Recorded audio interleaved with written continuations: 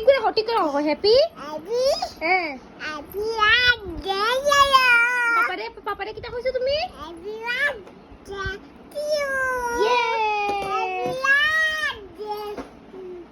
সুন্দর করে দেখো এদিকে আসো এদিকে দেখো বাবা পাপারে কইছো তুমি পাপারে কইছো happy birthday to you papa শুনো পাপারে কো কেক আনো পাপা কেক আনবো নি পাপা কেক আনবো কেক কাটবে বলো